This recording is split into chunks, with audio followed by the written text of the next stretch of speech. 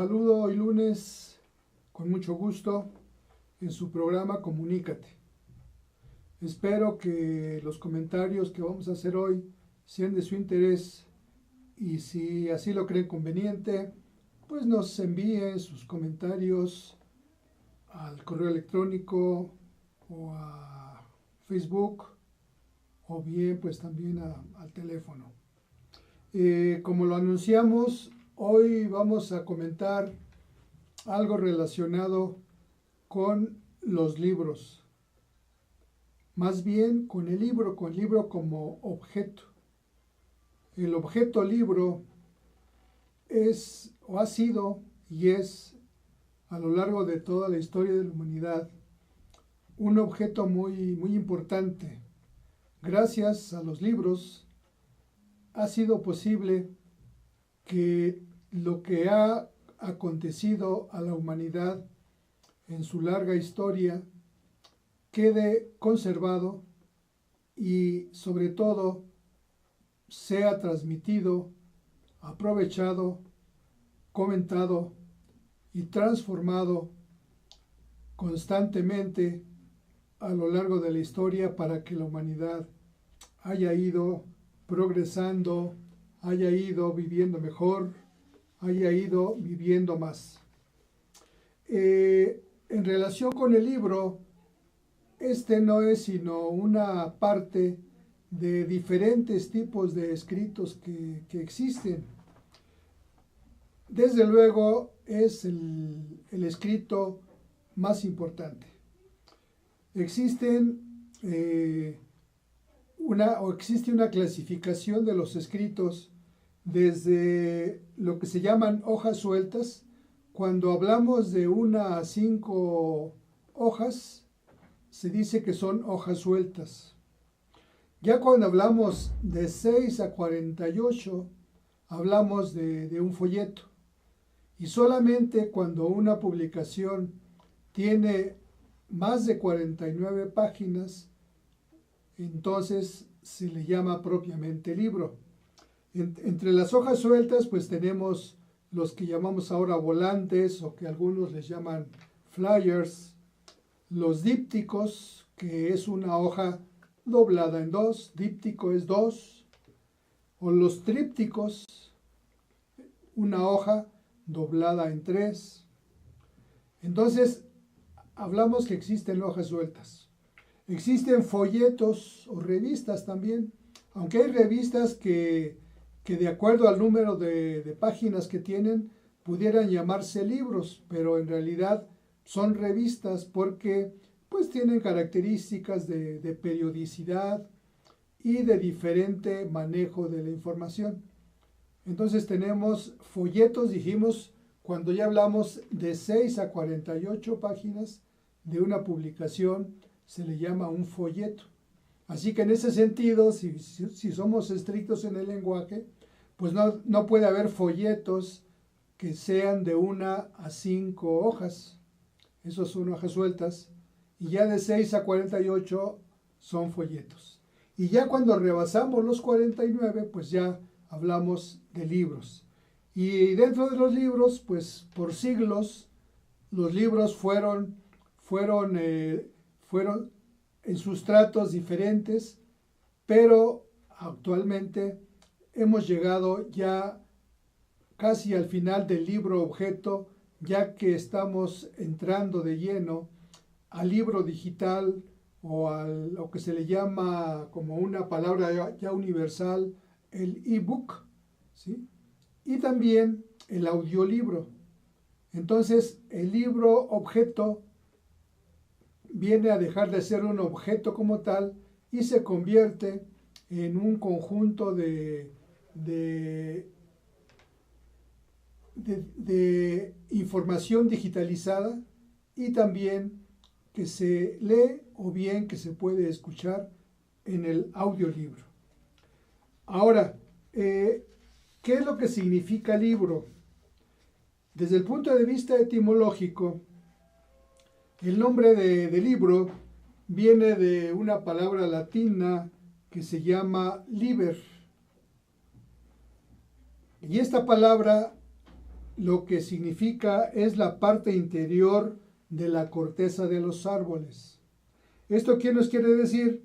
De que en esa época de la cultura latina se utilizaba para escribir libros esa corteza interior de los árboles.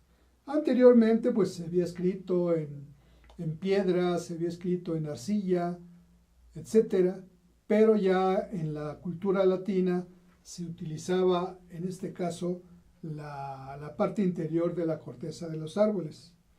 En este sentido, pues sobre eso se le daba algún tratamiento y sobre eso se escribía.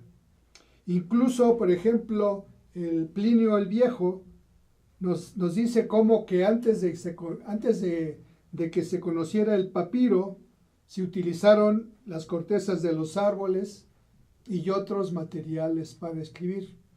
Pero la palabra libro viene del latín y es curioso, por ejemplo, que cuando hablamos de un conjunto de libros que están a la venta, hablamos con una etimología latina, hablamos de una librería.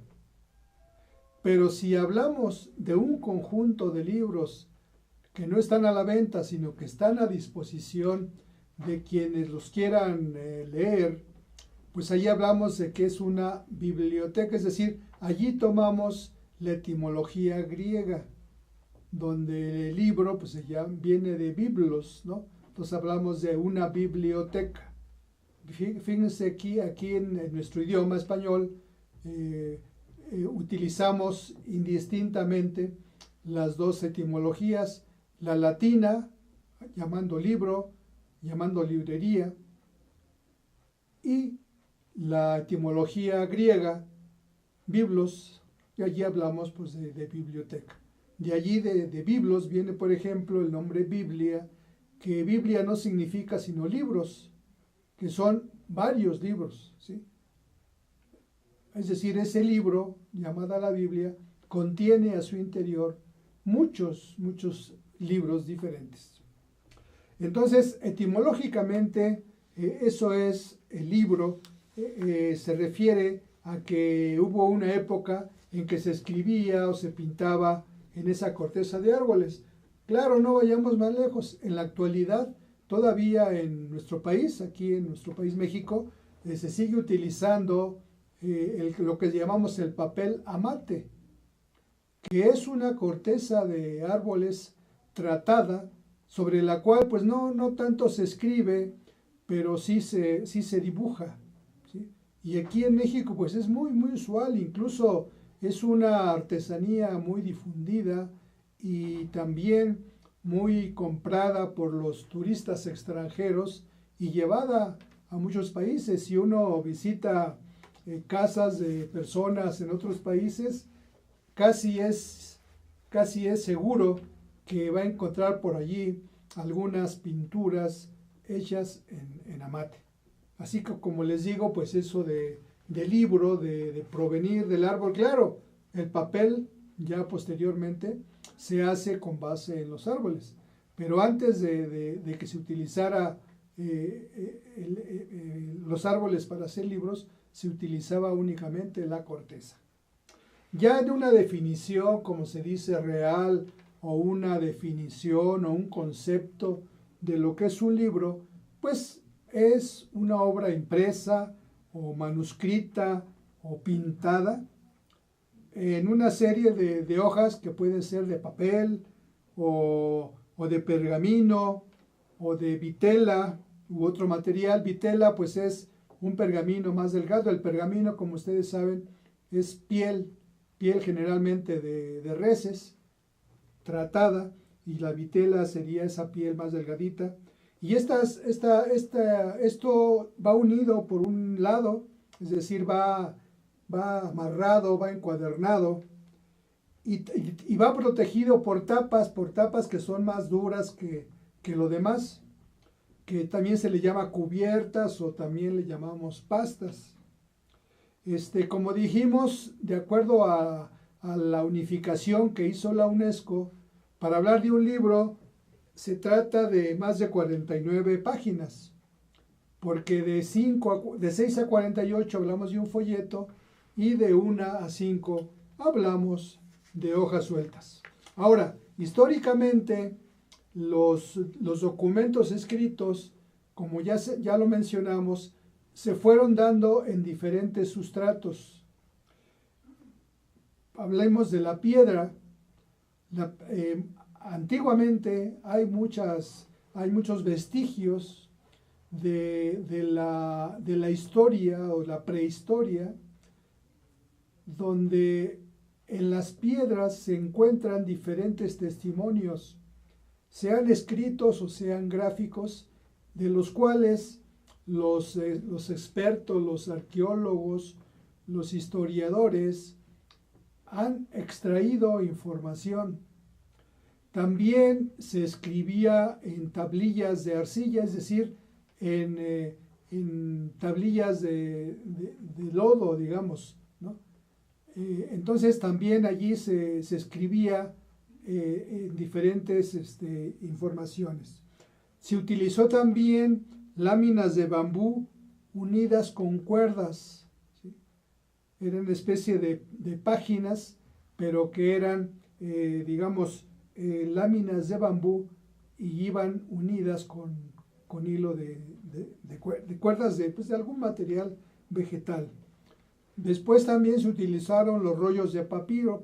Papiro es una planta que se utilizó también como para escribir, y se hacían rollos, digamos, de papiro. Así como también vamos a ver que del pergamino, que les dije que son pieles, sobre todo de res, allí se hacían, digamos, las páginas de diferentes tamaños, y sobre ellas se escribía o se pintaba, y antes de hacer los libros se hacían también rollos de papiro. Desde luego también se utilizó la madera, el hueso, la seda, la tela, sobre todo la seda, allí sobre todo para dibujar, y desde luego ya muy posteriormente el papel. Como ven, aquí dijimos que se escribía en piedra, en arcilla, es decir, en barro, en papiro, en pergamino, es decir, en pieles, en madera, en hueso, en tela, y pues eso se sigue haciendo. Ya pues no tenemos casi, es muy raro que haya un libro que se haga en pergaminos, pero pues alguna vez se hace cuando se quiere pues hacer algo de lujo, algo muy llamativo. Entonces, en este caso, no que la historia se repita, sino que el ser humano, todo aquello que le es útil, lo va conservando, lo conserva, lo mejora, y solamente se desecha pues lo que realmente ya no es útil, ya no contribuye a mejorar la forma de vida de la humanidad. Así pues, estos soportes de los escritos, como ven, los seguimos conservando, y pues es muy sencillo cuando en los panteones, casi todas las lápidas, pues allí se escribe sobre la piedra, ¿sí? Se escriben los nombres, las fechas de los epitafios de los difuntos que hay allí, entonces es muy frecuente. Vamos a hacer una breve pausa.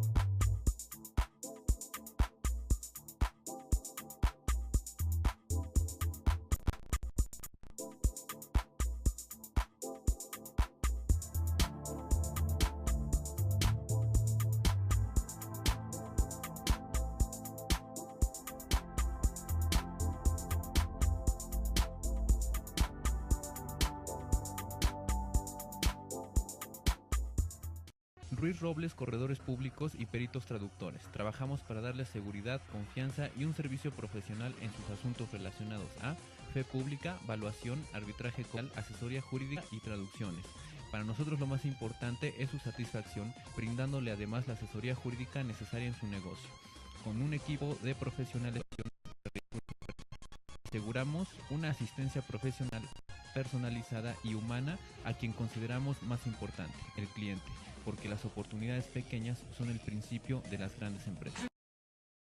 Conferencista internacional, experto en temas empresariales, experiencia de 18 años en empresas multinacionales, entrena ejecutivos vendedores y empleados de 62 empresas multinacionales. Conductor del programa Líderes en Acción en Astele.tv. Ha brindado más de 2.500 conferencias en México, Centro y Sudamérica. Orador profesional y campeón nacional de oratoria. Considerado el comunicador del año. Gildardo Avendaño.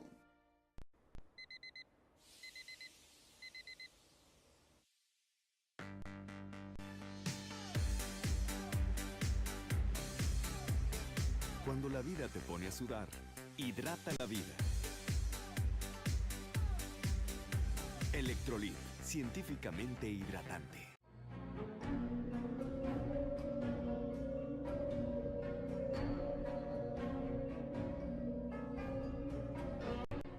Rosso Fragola. Arte en fresa que seduce tus sentidos.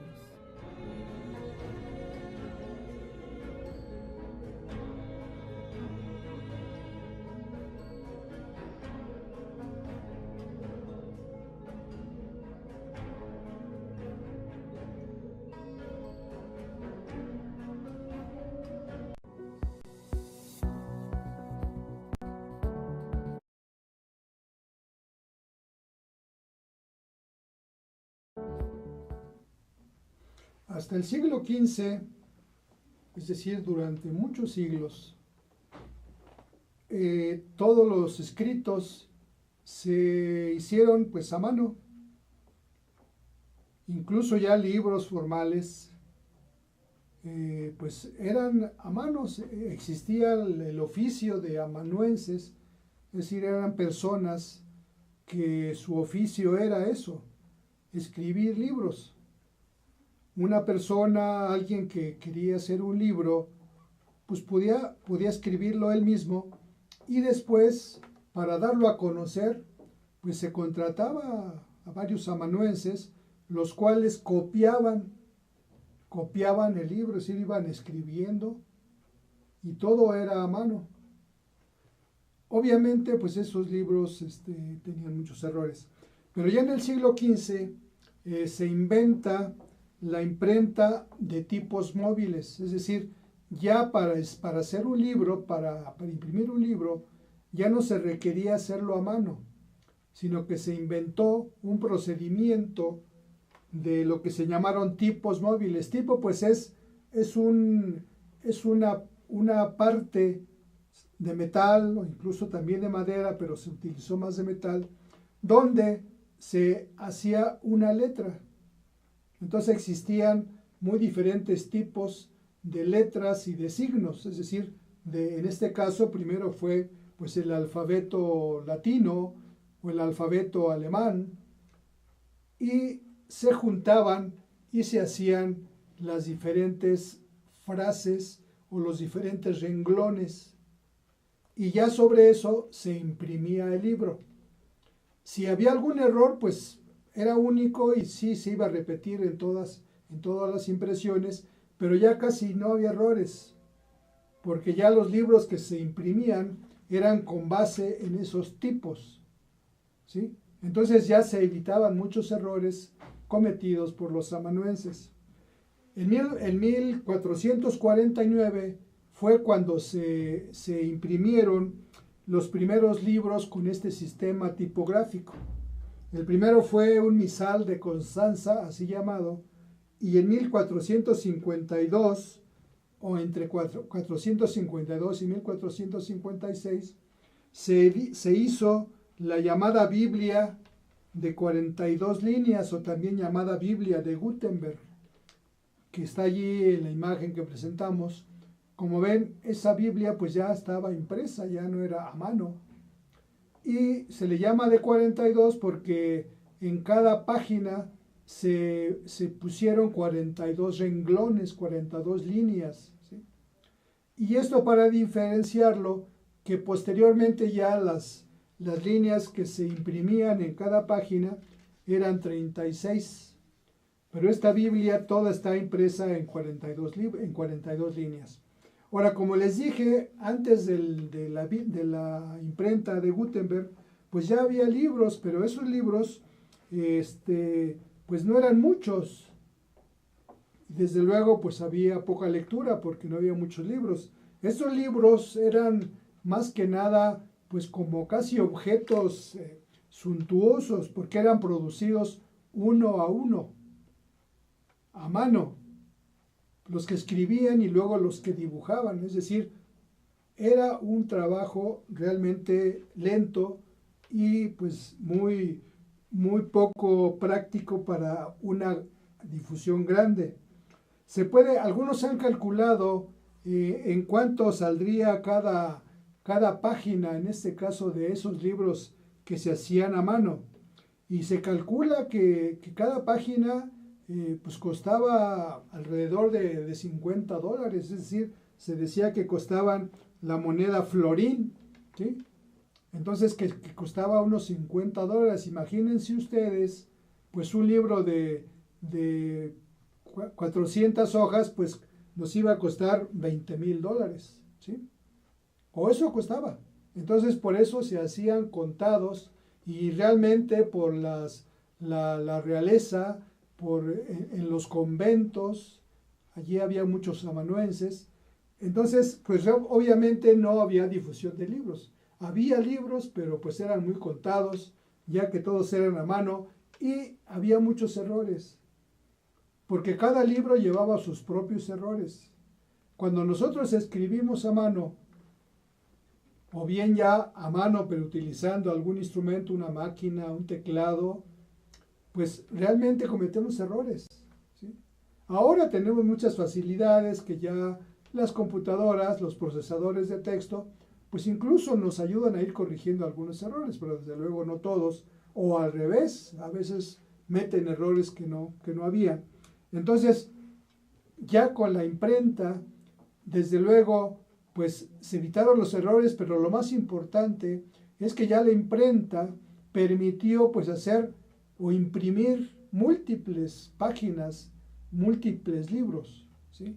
Entonces allí en el siglo XV, pues comenzó ya a multiplicarse la producción, la impresión de libros. Y si decíamos que salía muy caro imprimir los libros, hacer los libros a mano, hablábamos que a lo mejor un libro costaba unos $20,000, pues ahí se vino una baja drástica en el costo de los libros, y quizá pues ya un libro pues bajó y costaba, pongan ustedes, $100, es decir, fue una baja drástica, ¿sí? Entonces la imprenta, que nació en Alemania, pues se difundió rápidamente a otros países, a ciudades como Roma, como Sevilla, a París, y pues a las siguientes, o a la mayoría de las ciudades europeas en los siguientes siglos. Ya se supone que para más o menos 1460, 70, pues ya estaba difundida la imprenta de tipos móviles en toda Europa. En el Nuevo Mundo, es decir, en América, la primera imprenta que hubo fue en 1539, en todo el Nuevo Mundo. Y el Nuevo Mundo, ustedes saben, es América, todo el continente americano, las Antillas, todo eso, en 1939. Y esa imprenta, la primera, se instaló aquí en la Ciudad de México, en la llamada Casa de las Campanas, que está ubicada en la calle de Moneda y Primo de Verdad. ¿Sí?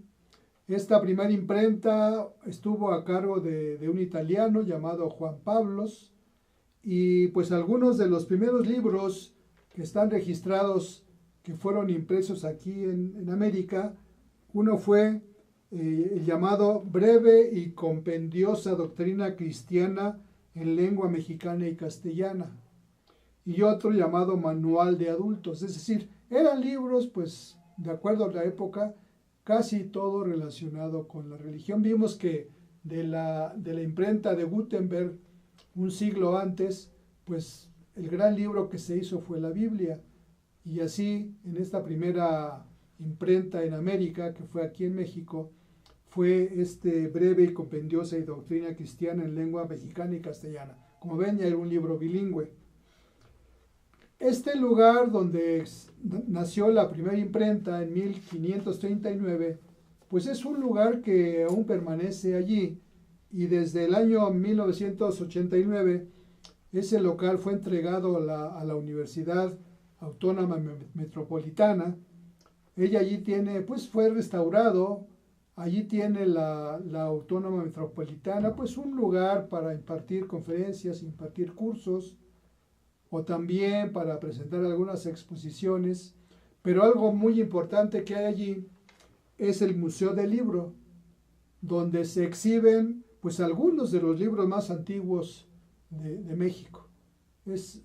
Sería o es interesante que ustedes visiten ese Museo del Libro, que como les digo, está en el lugar donde se fundó o donde se estableció la imprenta. Fue traída desde Sevilla y se armó, se puso en la Casa de las Campanas, que como ya les dije, está ubicada en la calle de Moneda y Primo de Verdad, pues a unas cuadras del Zócalo, muy cerquita del Palacio Nacional y de la Catedral, ya que esa es la calle de Moneda, y allí a 2 calles está Primo de Verdad, y allí van a encontrar esta casa que ahora, como les dije, la ocupa la Universidad Autónoma Metropolitana. El que se haya establecido la imprenta permitió que en Europa creciera ya el número de libros, que la producción, la impresión de libros fuera creciendo. Tenemos un dato que en el siglo XV, es decir, cuando ya fueron 210 millones, en el siglo XVII ya hablamos de 560 millones, en el siglo XVIII ya 900 millones, en el siglo XIX y XX pues ya hablamos de varios miles de millones, y para el siglo XXI se ha hecho una estimación que pues se producirán 45,000 millones de libros. Como ven, pues esto permitió la gran producción y desde luego lo más importante, la difusión de la información, la difusión de muchas doctrinas filosóficas, de mucha historia, la difusión de la ciencia, de los avances científicos que se fueron dando a lo largo de estos siglos. Pues el que hubiera imprenta permitió que eso se difundiera, es decir, que el conocimiento, la cultura, fueron difundidos por todo el mundo, y sobre todo también permitió el intercambio, porque si en Francia se hacían libros, pues esos libros podían ir a México, podían ir a Argentina, los podíamos consultar, o los podemos consultar en México, y eso ha permitido que la humanidad haya progresado, desde luego, a grandes pasos, apoyados por este gran descubrimiento. Ahora,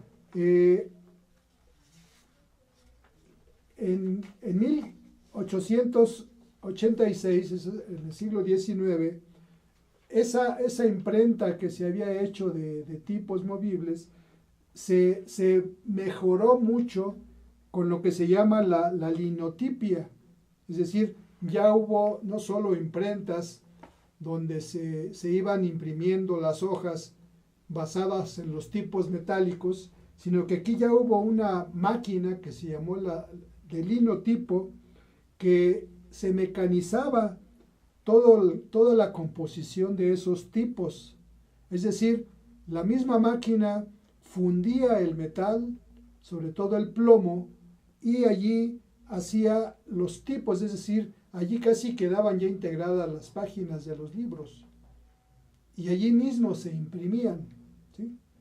Desde luego, ya impresa una página, se revisaba y si había algún error, pues se corregía con los tipos, ¿sí? Y entonces ya se imprimían pues miles de páginas de eso mismo y ya pues no llevaban errores. Claro, casi todo libro lleva uno que otro error, aunque los correctores pues son muy cuidadosos, pero como seres humanos que somos, pues se escapa alguno, pero básicamente son mínimos los errores y en ese sentido pues supera todo aquel trabajo de los amanuenses. Y ya en los años 90, finales del siglo XX, pues se pudo hacer la digitalización de los textos, de los escritos.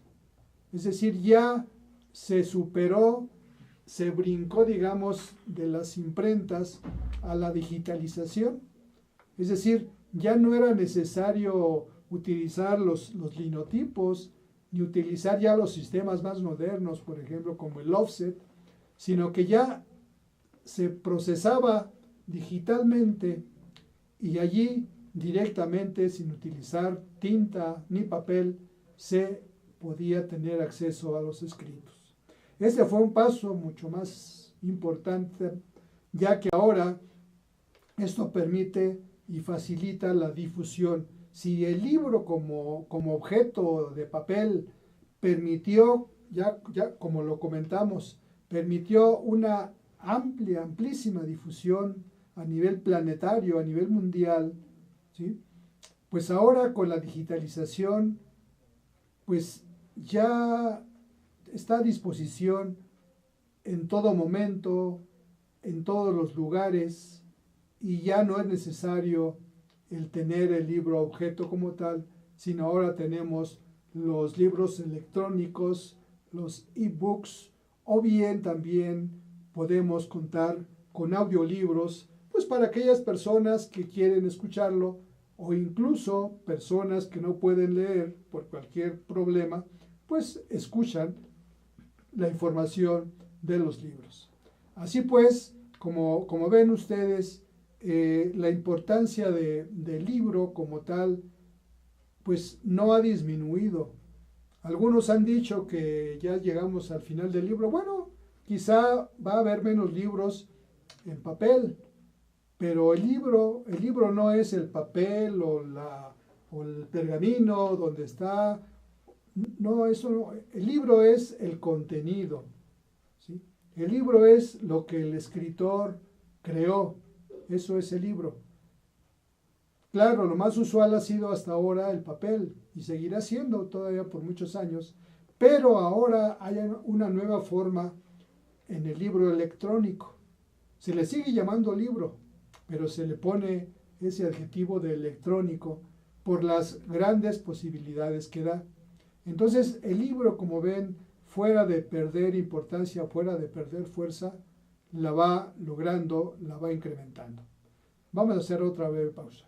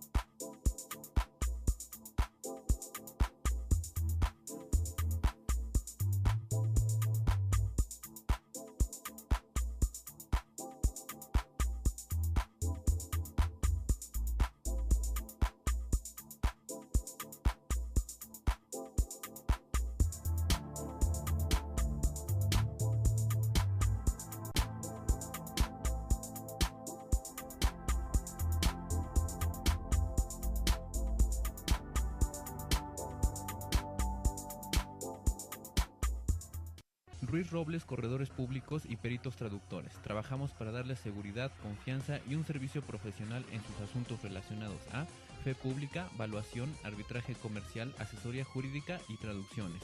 Para nosotros lo más importante es su satisfacción, brindándole además la asesoría jurídica necesaria en su negocio, con un equipo de profesionales capacitados para prevenir y resolver situaciones de riesgo en su empresa. Le aseguramos una asistencia profesional personalizada y humana a quien consideramos más importante, el cliente, porque las oportunidades pequeñas son el principio de las grandes empresas. Conferencista internacional, experto en temas empresariales, experiencia de 18 años en empresas multinacionales, entrena ejecutivos vendedores y empleados de 62 empresas multinacionales. Conductor del programa Líderes en Acción en Astele.tv. Ha brindado más de 2.500 conferencias en México, Centro y Sudamérica. Orador profesional y campeón nacional de oratoria. Considerado el comunicador del año. Gildardo Avendaño.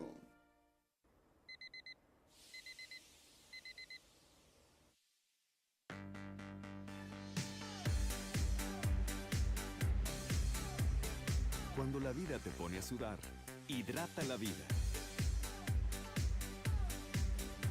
Electrolit, científicamente hidratante.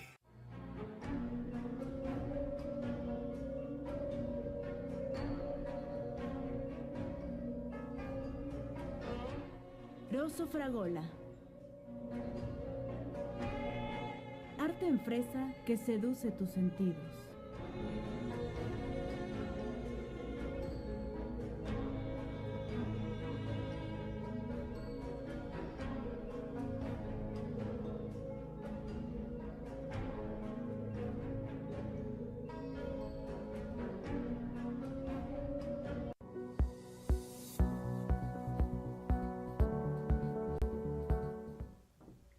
Ahora, ¿cuántos libros se producen actualmente en el mundo? Pues se calcula que cada año se producen unos 75,000 libros diferentes en el mundo. Y los tirajes, pues vamos aquí a manejar que en el 2008 el tiraje fue de 255 millones, 2009 183 millones. Y fíjense ustedes que en el siglo XVIII dijimos que en todo el siglo se produjeron 900 millones. Y aquí hablamos nada más de un año donde andamos casi en los 300 millones. ¿Sí? Así que como ven, pues la producción de libros es muy grande y es creciente. Ahora, ¿cuántos libros existen en el mundo? Diferentes, no cuántos físicamente que existan sumando todas las bibliotecas, no, libros diferentes. Pues según Google está haciendo o hizo ya una investigación casi exhaustiva para saber cuántos libros diferentes existen en el mundo. ¿Por qué? Porque Google pretende digitalizar todos los libros existentes. Es decir, quiere que haya que exista una biblioteca digital total planetaria. Y según eso, existen en el mundo 129.864.880 libros diferentes. Así que pues la tarea que tiene Google pues es inmensa y desde luego nada fácil, pues porque pues no todos, pero muchos de estos libros todavía cuentan con derechos de autor y desde luego pues para que Google los pudiera digitalizar, pues tendría que negociar y quizá pagar pues esos derechos, y lo cual pues es una cantidad fabulosa. Sin embargo, pues hay miles, millones de libros que ya están fuera de los derechos de autor, que sí se está haciendo, y no Google solamente, hay otras empresas que ya los presentan digitalizados y uno libremente puede leerlos o incluso puede imprimirlos si quiere, y allí no hay nada que pagar. Ahora, a nivel mundial, tengo unas cifras de cuántos libros son publicados por año y por país. Se supone que se publican por año 2.200.000 nuevos libros. Y tenemos el dato que China en 2013 produjo 400.000. Estados Unidos en 2013 también 304.000. La Gran Bretaña en 2011 174.000. Rusia en 2013 120.512. La India en 2013 90.000. Japón en 2013 82.589. Alemania en 2011 82.048. Italia en 2013 61.966. Corea del Sur en 2014 47.589 y España en 2011 44.000. Estos son los países, los 10 países que mayor cantidad de nuevos libros publican cada año. Esto no quiere decir que sea la cantidad de volúmenes o lo que se llama el tiraje. No, aquí son los libros diferentes que se producen en esos países. Actualmente ya hay libros que no son impresos, son nada más presentados en forma digital, por la ventaja que tiene de que, por ejemplo, en una laptop, digamos, pues se pueden llevar a lo mejor ahí 1,000 libros que se pueden leer. Entonces esa es una gran ventaja. Pero también la gran ventaja de que en cualquier momento se pueden leer, pero además se pueden referenciar información adicional. Si nosotros leemos un libro en papel, pues allí nada más vamos leyendo lo que está escrito, pues con notas al pie de página o quizá con notas al final que amplían alguna información, pero fuera de allí no podemos ver más o ver los cuadros, las fotografías, las gráficas que tenga, pero nada más. Y el libro digital tiene la grandísima ventaja de que nos permite con un clic remitirnos fuera del libro a ampliar la información, a completar la información o a procesarla, o también, por ejemplo, a buscar información gráfica. Es decir, el libro se amplía, se abre, ¿sí?, a las grandes bases de datos, a los grandes bancos de información que hay en Internet, y eso permite pues que ese libro, pues la información se multiplique, se amplíe. Esa es una de las grandes ventajas, ¿sí? Pero también tiene otra ventaja adicional, pues es más barato que comprar un libro impreso. Y es obvia la razón. Aquí no hay tinta, no hay papel, ¿sí?, no hay linotipos que se utilizaron, sino que fue directamente digitalizado del manuscrito, digamos, del original del autor, que seguramente nada más entregó su libro en por ejemplo, en Word, ¿verdad? Y ya pues se digitalizó, se hizo la edición digital y de allí sale al lector, es decir, los costos pues se abaten. Esa es una gran ventaja también de los libros digitales. En México, aquí lo anoté también, en 2012 se publicaron 7.521 diferentes, ¿sí? Ahora, si de cada uno de estos libros se hace un tiraje mínimo de 3.000, 5.000, 10.000 o más, pues ya desde luego la producción total de libros es grandísima. Incluso les decía que hay una estimación que en el siglo XXI habrá una producción total de unos 45.000 millones de libros, desde luego en los diferentes sustratos.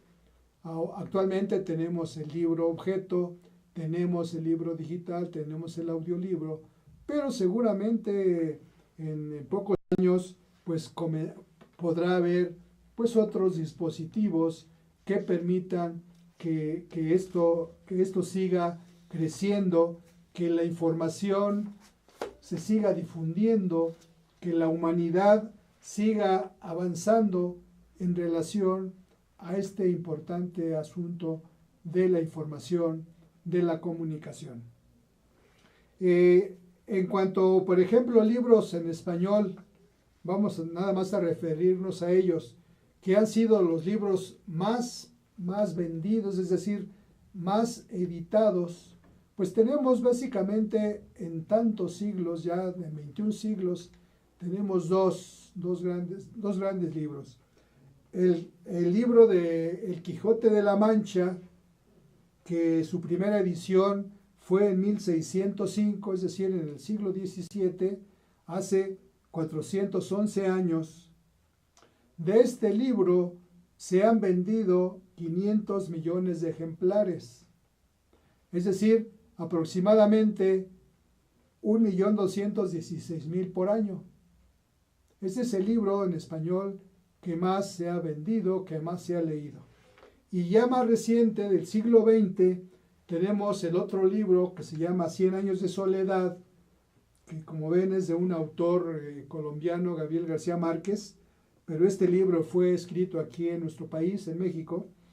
Se editó por primera vez en 1967, es decir, hace 49 años. Se han vendido de este libro aproximadamente 30 millones de ejemplares, unos 612.000 por año. Si hiciéramos una proyección a los 411 años que tiene el Quijote, pues nos daría de que del de García Márquez, si siguiera así como va, pues apenas se estarían vendiendo 251 millones y pico. Como ven, pues llegaría como a la mitad del Quijote. Y esto, el dato que hay que tomar en cuenta es que las personas que hablamos español en el mundo somos aproximadamente 540 millones, ¿sí?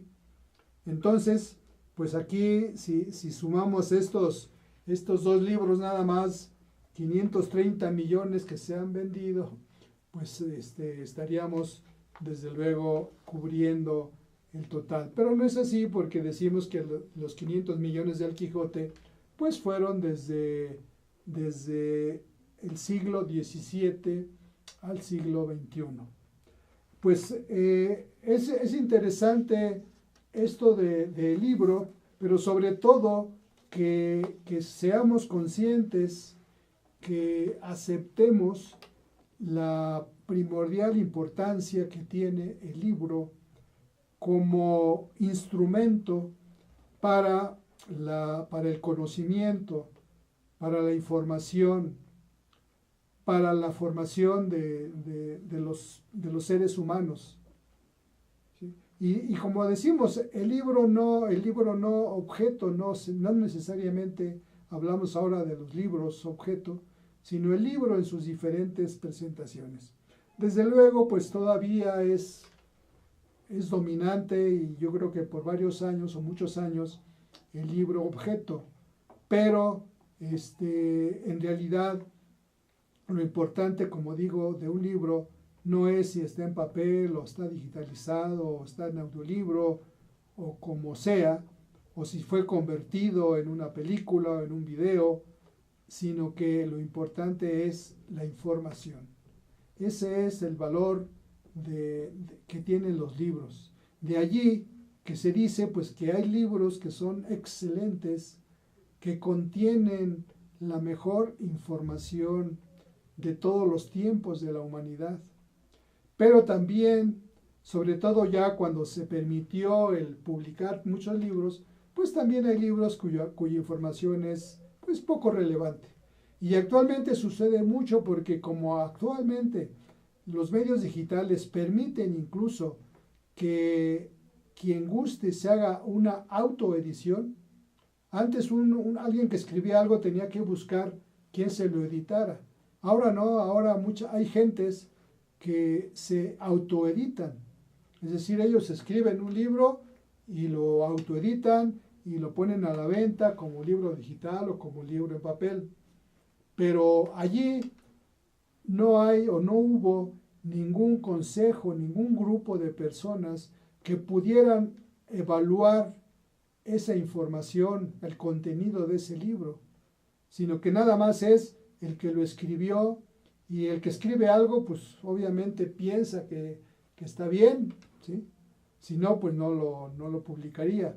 Así pues, actualmente hay que tener cuidado, dado que hay tantos libros, pues de seleccionar realmente aquellos libros que son o contienen los mejores, la mejor información, los mejores contenidos, ya que eso es lo que permite que la humanidad se siga formando, y especialmente nos referiríamos a los jóvenes, a los estudiantes, que pues es muy importante que se acerquen a la lectura, ya que eso les permitirá avanzar en muchos aspectos. Hablarán mejor, escribirán mejor, pensarán mejor, es decir, se formarán y serán mejores ciudadanos. Les agradezco su información, los espero el próximo lunes en otro programa Comunícate y les deseo excelente tarde.